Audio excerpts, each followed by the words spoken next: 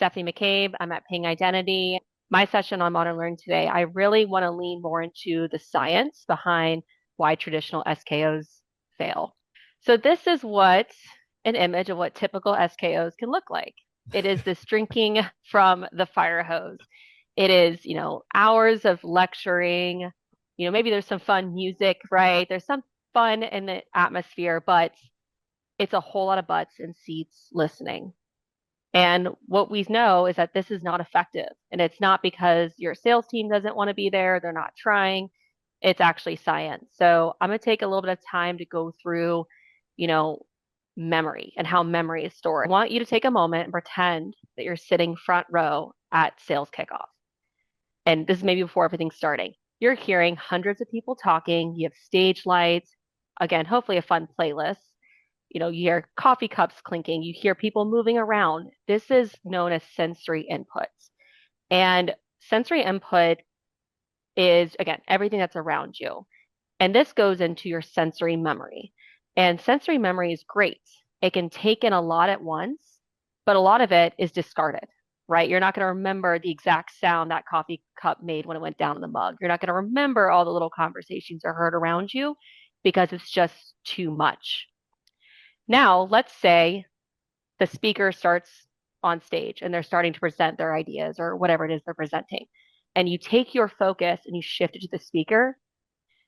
Now that speaker goes from that sensory memory, starting to make its way into that short-term memory because you're giving it the attention, the speaker in this case, and you're allowing that information to really encode into your brain.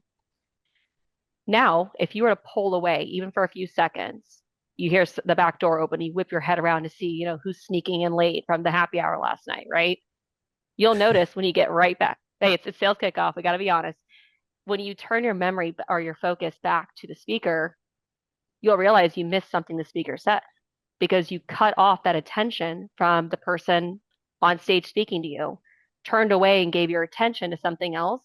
So now that information is what you're going to remember and not what the speaker was saying when your back was turned. So short-term memory is great, but it's actually very limited still. They actually say it can hold only about 5 to 7 chunks of information at a time.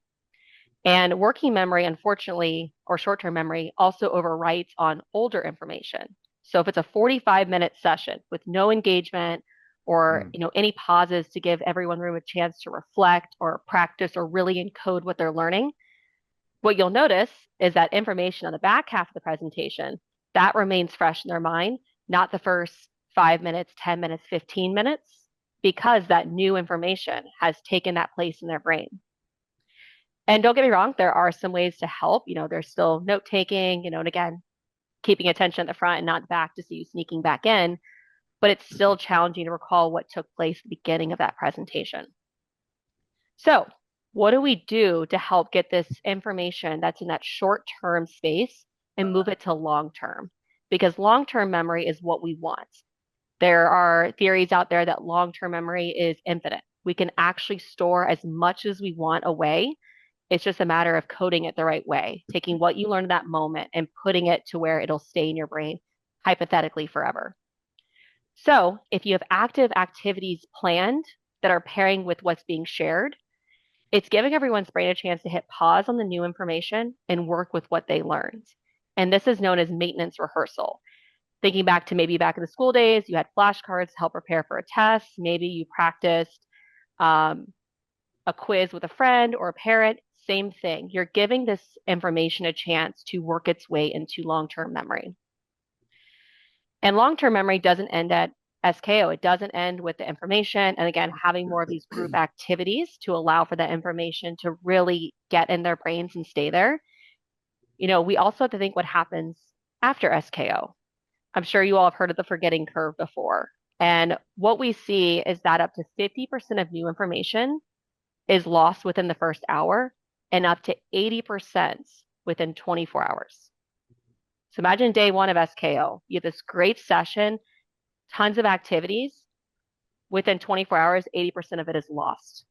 And again, it's not on the sellers, it's not on the people in the room, it's just the way the human brain works. And so part of helping that information retain in their brains, move into that long-term storage, right, is making sure we have reinforcement. What happens after SKO? Are there requirements in one-on-ones for managers to meet with them and talk through, what was your biggest takeaway? Tell me one major thing you learned. Are we going to go into sales hood and do more pitch practice? Are we going to have a post test? There's really no right or wrong way to go about this, but if I were to summarize this slide and keep it really simple, it's give everyone a chance to learn some information, sure, but have enough pauses, opportunities to reflect, opportunities to practice, and a plan for what happens 30 days from now to make sure that they remember what you shared and that the amount of funding that you invest in SKO, you can show the return on investment was absolutely worth it. So how do we use the modern learning theory I just walked through, really focusing again on memories, forgetting curve, and turn SKO from this kind of knowledge dump into a performance launch pad for your organization? First one, pre-work is now a non-negotiable. My organization is preparing for SKO. We have videos from our leadership. We have short quizzes. I'm talking 3 to 5 questions. We have a AI pitch that we're asking them to, again, reviewing information, record themselves pitching it for the first time. It's, I think, maybe an hour or two max of work, and think about how much time that's going to save us live from death by PowerPoint.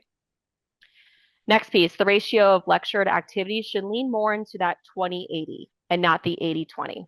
Feel free to play with the ratio as it makes sense, of course, but get the sellers moving and grooving. This is something I've had to push too, is that sellers don't want to sit and listen. They like to talk. They like to hear themselves talk, and they want to go and share what they know. So give them that opportunity live.